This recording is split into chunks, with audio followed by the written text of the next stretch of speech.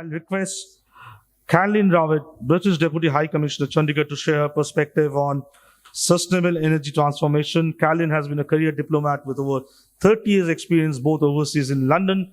Her previous postings include France, Indonesia, and Bahamas and Haiti. At present, she represents the UK in the 4 Indian states of Haryana, Himachal Pradesh, Punjab, and Uttarakhand, and the Union Territory of Chandigarh. I think I have collected well from the website. Her smile says that. And also, she'll be speaking about the opportunities between Punjab and UK in terms of strengthening energy partnership. Over to you, Caroline. A big round of applause for her, please. Mr. Prasad, Additional Chief Secretary, Mr. Goswami, thank you very much. Distinguished guest, it's lovely to be here. I'm very pleased to be here today to meet and hear from the local experts. We've already heard from some this afternoon on innovation in the Punjab energy and environment sectors. The timing of this meeting today, I think, is very timely for 2 reasons.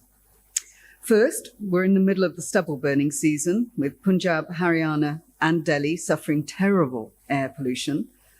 I visited both Delhi and Ludhiana in the past 10 days myself, and I've experienced at first hand the deterioration in air quality in both cities. And secondly, and not focused on this region, we've had the world leaders gathering in Egypt for COP27, as colleagues mentioned earlier on, where the British Prime Minister has highlighted the need to move further and faster in transitioning to renewable energy, and where experts say the window for climate action is closing. It's not a great message, is it? The war in Ukraine has precipitated multiple global crises: energy and food insecurity, inflammatory pressures, and spiraling debt. These crises have compounded existing climate vulnerabilities and the scarring effects of the pandemic. And yet, despite this context, there has been progress in implementing the commitments of COP26. The biggest companies and financial institutions in the world have committed to net zero, creating green jobs and directing billions into the green industries of both today and tomorrow. Green trade and investment will help us to create a better tomorrow for 3 reasons. Firstly, growing green industries is crucial to reaching net zero. We can tackle climate change by using free trade and investment to accelerate green technological process. Secondly, to protect our energy security, we need to grow our own industries. Trade relations will help secure energy supplies. Long-term investment in renewables will reduce our dependence on fossil fuels and keep down consumer costs, which I think was echoed by one of the earlier speakers this afternoon. And then thirdly, green trade and investment creates the jobs of tomorrow that will drive economic growth and keep communities alive. So green growth is about fostering economic growth and being environmentally sustainable at the same time. For example, between 1990 and 2019, the UK cut emissions by 44%, but at the same time, our economy grew by 78%. In 2019, low-carbon businesses and their supply chains in the UK turned over £42 billion of revenue, supporting over 410,000 jobs. So green growth offers opportunities which could contribute up to £60 billion to the UK economy by 2050. And now moving to India.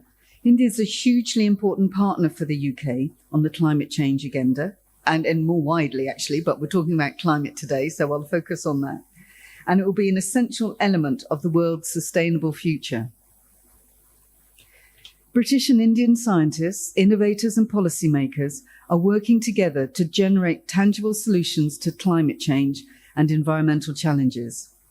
Our joint activity supports delivery of COP26 goals and our ambitions in areas such as space, hydrogen, agriculture and marine science. UK research and innovation has invested over £110 million in climate-related research and innovation in India for more than a decade, and most of that has been match-funded by India.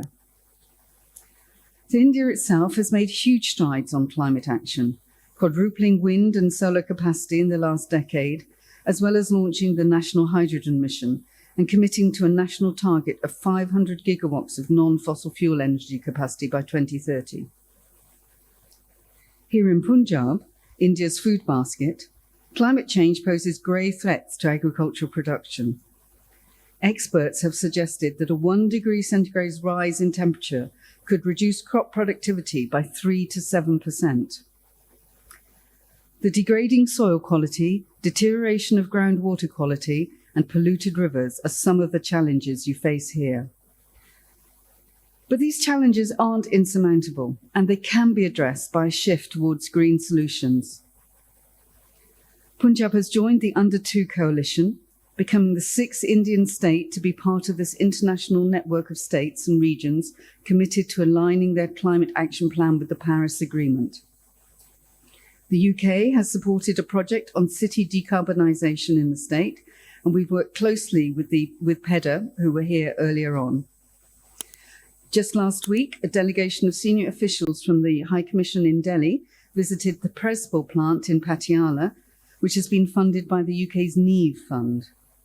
And the NEEV Fund is a partnership between the British government and India, which aims to help enterprises access capital for sustainable economic, social, and environmental growth. We are also supporting projects in Chandigarh to help decarbonise transport by increasing the uptake of e-vehicles. And I can proudly announce that my number 2 at the Deputy High Commission here yesterday took delivery of his e-vehicle. So we are practicing what we preach. But green growth should not be viewed as one of the options. It is the only way forward to save the planet for future generations. What happens at the state level has a significant bearing on the outcomes at the national as well as at the global level. We must all work together to achieve a cleaner, greener, and sustainable future for all. The world looks the way it does today because of us and the choices we have made. It's in our power to choose to change, to embrace more sustainable ways of living. If we make that choice, the world can change for the better. It's in our hands. Thank you. Thanks, Caroline Rowett, British Deputy High Commissioner, Chandigarh, for a keynote address. And you have said rightly, it's time to make the right choice, which will make the future brighter, greener, and sustainable. Thank you so much.